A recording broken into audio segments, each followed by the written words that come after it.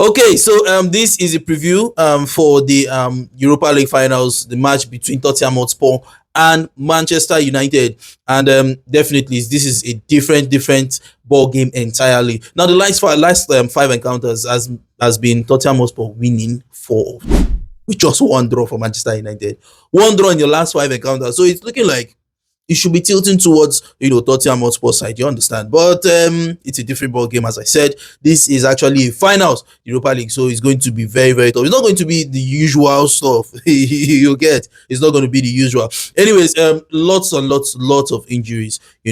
For the Tottenham Hotspur side, and the Manchester United side, they've actually found a way to get used to their injuries, because if you look at the high profile name, basically you'll be looking at Lisandro Martinez, who's been out for a long time. You get me? However, as I said, they're used to it. They do have a couple of good, center backs, and based on what Amorim plays, playing a three-man backline, so it's not really focused so much on the center back, because, as I said, they get them plenty. Anyways, now for the Tottenham side, they do not have Drakusin, they do not have Lucas Bergvall, they do not have Dejan Kulusevski, no James Maddison. You get me? And these are big miss. In fact, we'll just come out Drakusin alone. You understand? But talking about Bergvall, James Maddison, and of course Kulusevski, is a very big miss for this Tottenham Hotspur side. They've not been doing good. Manchester United and Tottenham Hotspur, they've not been doing good in the league. You understand me? They've not been doing good. All their focus is just pretty much on the UEFA Europa League, and of course winning that would definitely qualify them for the UEFA Champions League for next season. Now the Tottenham Hotspur side can always come up with still a good strong lineup.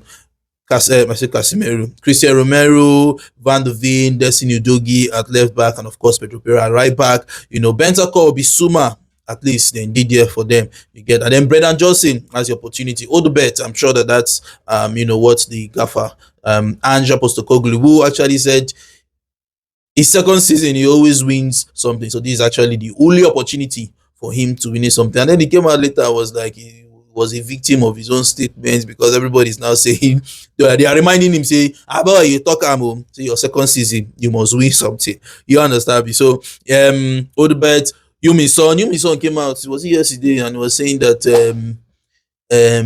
the handball against what's his name, against Sissoko, against Sissoko in the UEFA Champions League final, 2019 UEFA Champions League finals, was not handball. You understand? That was all you mean. Babasi, they cry for that, that match, that 2019 UEFA Champions League final. He's still crying. They won, of course, Liverpool won 2-0. And then in attack, the former Liverpool man and Chelsea man as well, Dominic Solanke, who's actually been in good form. Solanke has actually been putting in the goals.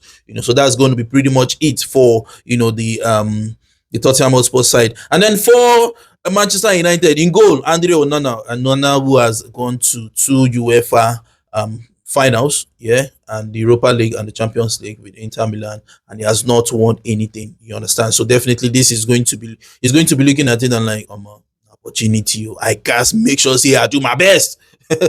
He has to do his best, So, and center back is going to be Lindelof, as I said. This guy is injured, and of course Lenny Euro, I don't know, but he's actually doubtful. I doubt he's going to play the match. So you have okay, is it Lenny Euro? Okay, I think Lenny Euro should be fit somewhat to play the match. I think he should. So say Maguire definitely going to be there, Lindelof, and then Manuel Ugarte, Casemiro, and Bruno Fernandes, and of course Mazarawi, and Patrick Dogo and Rasmus the Oiland Garnacho as well in the mix. However, I feel like this is not just going to be it, because against who did they even play? They lost. The Manchester United last loss. Ruben Amorim came out and said something like, this match has shown that it has shown him the players is going to use, for the final. So already, Baba don't get that for mine and say, okay, I know who and who with me I want you. You get me? And somehow I feel like Garnacho is not going to be a starter. You understand, in that match, and of course, Amad Diallo should be starting. I strongly believe that Amad Diallo is going to be starting. So And would Rasmus Højlund start? It's one question I'm just asking myself. I would really like to see what the coach, Ruben Amorim, will have to do when it comes to that particular one, because Rasmus Højlund has been not so good at all for the Manchester United side. Rasmus Højlund, Garnacho, so much in a haste to score goals. Do you understand? So much in a haste to score goals, making wrong decisions. When you're supposed to pass, you just want to score. Do you understand me? Wants to score one kind of wicked goal and everything. So I would really like to see what Ruben Amorim would bring up. Now, talking about man to man, of course, we all know that the Manchester United side, the midfield has actually been superb for them. The midfield has actually been very, very good for them. The midfield has actually been the ones doing the business for them. And don't forget, before I even forget, Mason Mount is in the mix as well. Let's not forget that one. Let's not forget, and coming in the last Europa League match, scoring a banger. He scored a brace in that match. So maybe the gaffer might want to say, oh boy, you go fit start. Do you understand me? Now, as I was saying, the midfield has actually been the one sustaining Manchester United. You get me? But I think that there might be a change, because if there's Ahmad Diallo there, then there's going to be a whole lot of help. You get me? So there's going to be a whole lot of help coming from Ahmad's side. So at least you can look at the attack and say, okay, be like say something shady. Do you understand me? Be like say, okay, something can happen, something good can happen from the attack. However, the Manchester United midfield is actually been very, very good, more especially in the competition. Bruno Fernandes, Casemiro looking like one rejuvenated man. Do you understand me? And then Manuel Ugarte always doing the clearance, the clearing and everything. Sometimes Maguire can also go forward and see if Højlund no doing work, let me just go forward and do something. Now for the Tottenham Hotspur side, they also do have good players, more especially Brandon Johnson is also a good player. Yes, Kulusevski is not going to be there, but he's always going to be he's a good player. Basically, he can also bring in some things. And then Heung-min Son, we all know Heung-min Son's quality. Even though personally I feel like there was a time Heung-min Son was compared to, like, what season was that when he two guys go score as well? Him, Salah, and Sadio Mane. They were just much talks of Heung-min Son, no worry, that boy good, didn't go fit compete with. You understand me? You get? I'm sure most, but for now, for some time now, Heung-min Son, he's just been there, not really there like the Heung-min Son of 2-3 seasons ago. You get me? It's just been there, but still a very good lad, very, very good lad.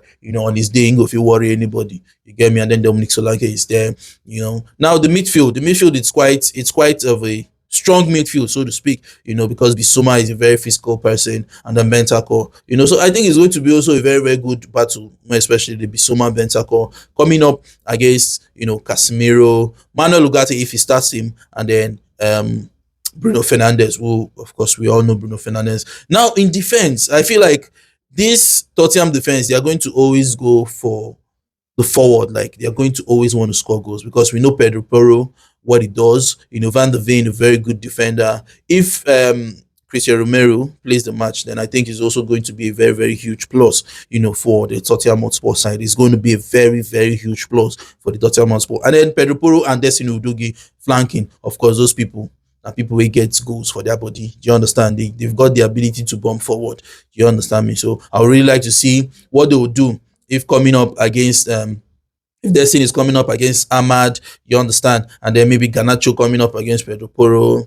You get, defensively they are there, but they are more of attack, kind of defenders. Do you understand me? So we'll see what happens. But let me know your thoughts in the comment section. What is your score line prediction? What's your score line prediction? Let me know your thoughts in the comment section. And advice to Ruben Amorim. You see Rasmus Højlund. If you play him, only you know what you do. Let me know your thoughts in the comment section.